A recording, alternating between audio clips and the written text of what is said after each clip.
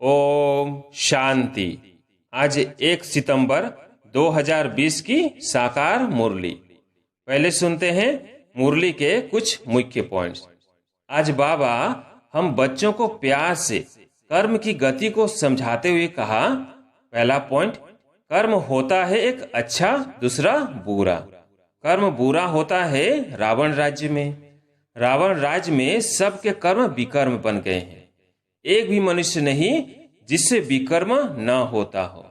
दूसरा पॉइंट, भगवानुवाच काम चिता पर बैठ सांवरे बन जाते हैं, फिर ज्ञान चिता पर बैठने से गोरा बनेंगे।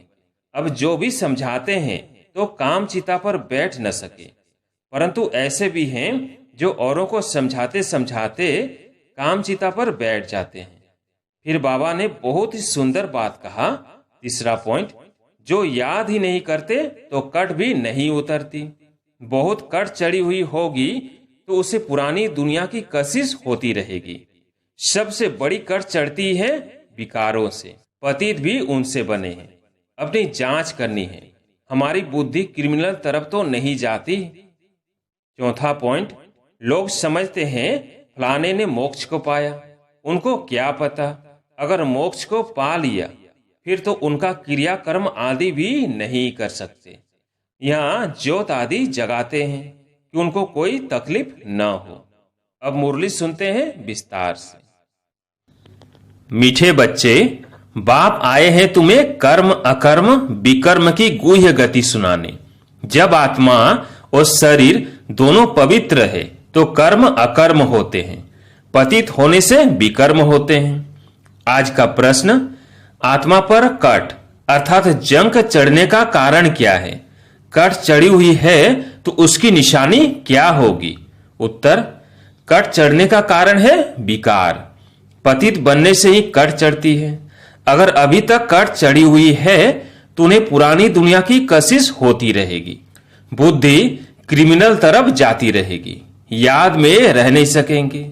ओम शांति। बच्चे इसका अर्थ तो समझ गए हैं। ओम शांति कहने से ही यह निश्चय हो जाता है कि हम आत्माएं यहाँ की रहवासी नहीं हैं। हम तो शांति धाम की रहवासी हैं। हमारा स्वधर्म शांत है। जब घर में रहते हैं फिर यहाँ आकर पाठ बजाते हैं, क्योंकि शरीर के साथ कर्म करना पड़ता है। कर्म होता है एक अच्छा, दूसरा बुरा। कर्म बुरा होता है रावण राज्य में। रावण राज्य में सबके कर्म विकर्म बन गए हैं। एक भी मनुष्य नहीं जिससे विकर्म न होता हो। मनुष्य तो समझते हैं साधु सन्यासी आदि से विकर्म नहीं हो सकता, क्योंकि वो पवित्र रहते हैं, सन्यास किया हुआ है। वास्तव में पवित्र किसको कहा जाता है यह बिल्कुल नहीं जानते। कहते भी हैं हम पतित हैं। पतित पावन को बुलाते हैं। जब तक वो न आए तब तक दुनिया पावन बन नहीं सकती। यहाँ यह पतित पुरानी दुनिया है, इसलिए पावन दुनिया को याद करते हैं। पावन दुनिया में जब जाएंगे तो पतित दुनिया को याद नहीं करेंगे। वह दुनिया ही अलग है। हर एक चीज नई फिर पुरानी होती है ना। नई दुनिया में एक भी पतित हो न सके। नई दुनिया का रचयिता है परम पिता परमात्मा, वही पतित पावन है। उनकी रचना भी जरूर पावन होनी चाहिए। पतित सो पावन, पावन सो पतित। यह बातें दुनिया में किसकी बुद्धि में बैठ न सके। कल्प कल्प बाप ही आकर समझाते हैं। तुम बच्चों में भी कई निश्चय बुद्धि होकर फिर संशय बुद्धि हो जाते हैं। माया एकदम हाप कर लेती है। तुम महारथी हो ना। महारथियों को ही भाषण पर बुलाते हैं। महाराजाओं को भी समझाना है। तुम ही पहले पावन पूज्य थे, अभी तो यह है ही पतित दुनिया। पावन दुनिया में भारतवासी ही थे। तुम भारतवासी आदि सनातन देवी देवता धर्म के डबल सिरताज संपूर्ण निर्विकारी थे। महारथियों को तो ऐसे समझाना होगा ना, इस नशे से समझाना होता है। भगवानुवाच काम चिता पर बैठ सांवरे बन जाते हैं, फिर ज्ञान चिता पर बैठने से गोरा बनेंगे। अब जो भी समझाते हैं तो काम चिता पर बैठ न सके, परंतु ऐसे भी हैं जो औरों को समझाते समझाते काम चिता पर बैठ जाते हैं। आज यह समझाते, कल विकार में गिर पड़ते। माया बड़ी जबरदस्त है, बात मत पूछो। औरों को समझाने वाले खुद काम चिता पर बैठ जाते हैं, फिर पछताते हैं, यह क्या हुआ? बॉक्सिंग है ना, स्त्री को देखा और कशिश आई, काला मुंह कर दिया। माया बड़ी दुस्तर है, प्रतिज्ञा कर और फिर गिरते हैं तो कितना 100 गुना दंड पड़ जाता है। वो तो जैसे शूद्र समान पतित हो गया। गाया भी हुआ है, अमृत पीकर फिर बाहर में जाए दूसरों को सताते हैं। गंध करते थे, ताली 2 हाथ से बजती है, एक से तो बज न सके, दोनों खराब हो जाते। फिर कोई तो समाचार देते हैं, कोई फिर लज्जा के मारे समाचार ही नहीं देते। समझते हैं कहां ब्राह्मण कुल में नाम बदनाम न हो जाए। युद्ध में कोई हारते हैं तो हाहाकार हो जाता है, अरे इतने बड़े पहलवान को भी गिरा दिया। ऐसे बहुत एक्सीडेंट होते हैं। माया थप्पड़ मारती है, बहुत बड़ी मंजिल है ना। अब तुम बच्चे समझाते हो जो सतो प्रधान गोरे थे वही काम चिता पर बैठने से काले तमो प्रधान बने हैं। राम को भी काला बनाते हैं। चित्र तो बहुतों के काले बनाते हैं, परंतु मुख्य बात समझाई जाती है। यहाँ भी रामचंद्र का काला चित्र है, उनसे पूछना चाहिए काला क्यों बनाया है? कह देंगे यह तो ईश्वर की भावी, यह तो चलता आता है। क्यों होता, क्या होता, यह कुछ नहीं जानते। अब तुमको बाप समझाते हैं, काम चिता पर बैठने से पतित दुखी वर्थ नॉट ए पेनी बन जाते हैं। वो है निर्विकारी दुनिया, यह है विकारी दुनिया। तो ऐसे ऐसे समझाना चाहिए। यह सूर्यवंशी, यह चंद्रवंशी, फिर वैश्यवंशी बनना ही है। वाम मार्ग में आने से फिर वो देवता नहीं कहलाते। जगतनाथ के मंदिर में ऊपर में देवताओं का कुल दिखाते हैं, ड्रेस देवताओं की है, एक्टिविटी बड़ी गंदी दिखाते हैं। बाप जिन बातों पर अटेंशन खिंचवाते हैं ध्यान देना चाहिए। मंदिरों में बहुत सर्विस हो सकती है, श्रीनाथ द्वारे में भी समझा सकते हैं। पूछना चाहिए इनको काला क्यों बनाया है, यह समझाना तो बहुत अच्छा है। वह है गोल्डन एज, यह है आयरन एज। कट चढ़ जाती है ना, अभी तुम्हारी कट उतर रही है। जो याद ही नहीं करते तो कट भी नहीं उतरती। बहुत कट चढ़ी हुई होगी तो उसे पुरानी दुनिया की कशिश होती रहेगी। सबसे बड़ी कट चढ़ती है विकारों से, पतित भी उनसे बने हैं। अपनी जांच करनी है, हमारी बुद्धि क्रिमिनल तरफ तो नहीं जाती। अच्छे अच्छे फर्स्ट क्लास बच्चे भी फेल हो पड़ते हैं। अभी तुम बच्चों को यह समझ मिली है। मुख्य बात है ही पवित्रता की। शुरू से लेकर इस पर ही झगड़े चलते आए हैं। बाप ने ही यह युक्ति रची। सब कहते थे हम ज्ञान अमृत पीने जाते हैं। ज्ञान अमृत है ही ज्ञान सागर के पास। शास्त्र पढ़ने से तो कोई पतित से पावन बन नहीं सकते। पावन बन फिर पावन दुनिया में जाना है। यहाँ पावन बन फिर कहाँ जाएंगे? लोग समझते हैं फलाने ने मोक्ष को पाया, उनको क्या पता। अगर मोक्ष को पा लिया फिर तो उनका क्रियाकर्म आदि भी नहीं कर सकते। यहाँ ज्योत आदि जगाते हैं कि उनको कोई तकलीफ न हो, अंधियारे में ठोकरे न खाए। आत्मा तो एक शरीर छोड़ दूसरा जाकर लेती है, 1 सेकंड की बात है। अंधियारा फिर कहां से आया? यह रस्म चली आती है, तुम भी करते थे, अब कुछ नहीं करते हो। तुम जानते हो शरीर तो मिट्टी हो गया, वहां ऐसी रस्म रिवाज होती नहीं। आजकल रिद्धि सिद्धि की बातों में कुछ रखा नहीं है। समझो कोई को पंख आ जाते हैं, उड़ने लगते हैं, फिर क्या? उससे फायदा क्या मिलेगा? बाप तो कहते हैं मुझे याद करो तो विकर्म विनाश होंगे। यह योग अग्नि है जिससे पतित से पावन बनेंगे।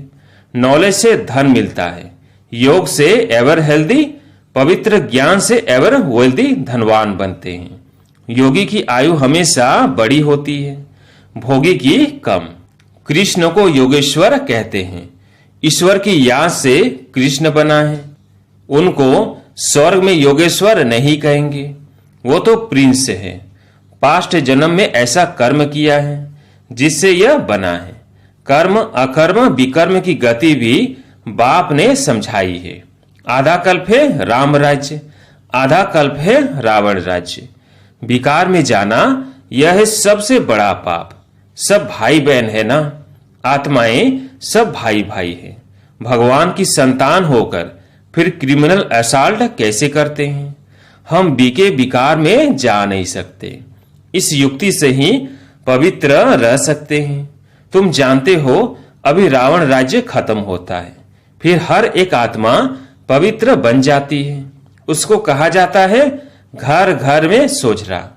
तुम्हारी ज्योत जगी हुई है, ज्ञान का तीसरा नेत्र मिला है। सतयुग में सब पवित्र ही रहते हैं, यह भी तुम अभी समझते हो। दूसरों को समझाने की बच्चों में नंबरवार ताकत रहती है, नंबरवार याद में रहते हैं। राजधानी कैसे स्थापन होती है, कोई की बुद्धि में यह नहीं होगा।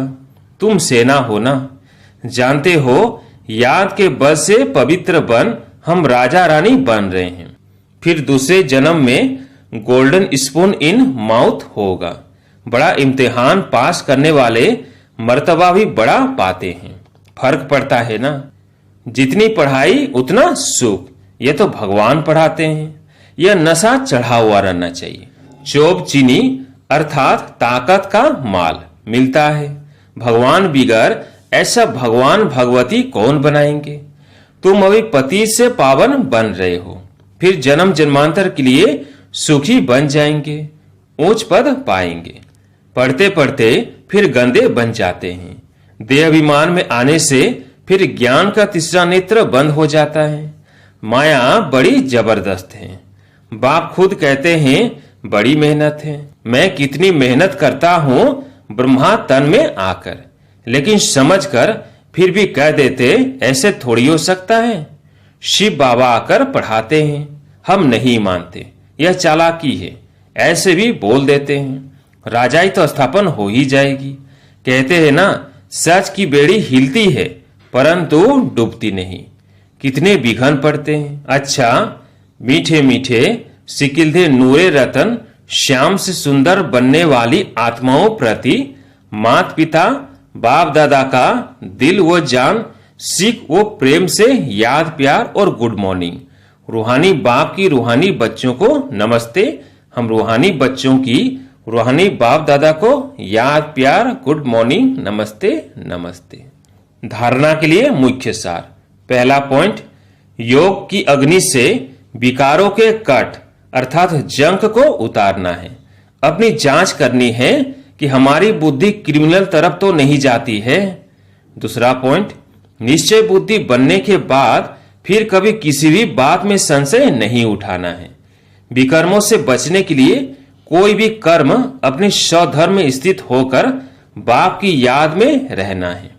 आज प्यारे मीठे बाबा का वरदान है, सर्व प्राप्तियों के अनुभव द्वारा पावरफुल बनने वाले सदा सफलता मूर्त भव। सर्व प्राप्तियों के अनुभव द्वारा पावरफुल बनने वाले सदा सफलता मूर्त भव। जो सर्व प्राप्तियों के अनुभवी मूर्त है वही पावरफुल है।